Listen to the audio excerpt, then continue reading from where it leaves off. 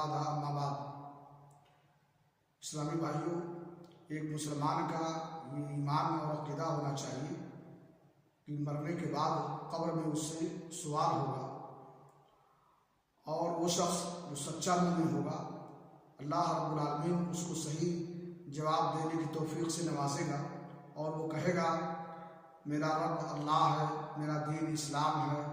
और जिस शख्स को रसूल और नबी बना करके भेजा गया था वो मोहम्मद सल्लल्लाहु अलैहि वसल्लम है। इसके बरक्स जो मोमिन नहीं होगा और ईमान के अंदर कमी होगी या वो काफिर व फासिक व फाजिर होगा तो उसको अल्लाह रब्बुल आलमीन की तरफ से तौफीक नहीं मिलेगी और वो कहेगा हाँ ला अदरी, मुझे कुछ पता नहीं है।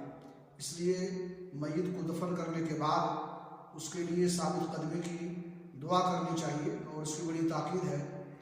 उस्मान बिन अफ़्फ़ान रज़ियल्लाहु तआला अन्हु फरमाते हैं कान नबी सल्लल्लाहु अलैहि वसल्लम इज़ा फ़रग़ मिन दफ़निल मय्यित वक़फ़ा अलैहि वक़ाला इस्तग़फ़िरू लि अख़ीकुम वसलू लहु अत-तस्बीत फ़इन्नहु अलान युसअल।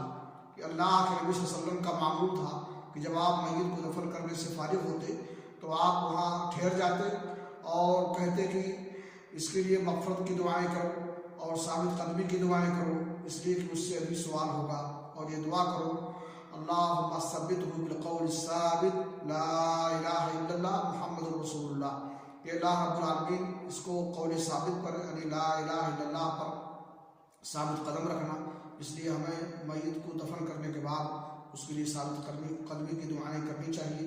अल्लाह हमें इसे तौफीक बख्शे। वाखिर दाअवाना अल्हम्दुलिल्लाहि रब्बिल आलमीन।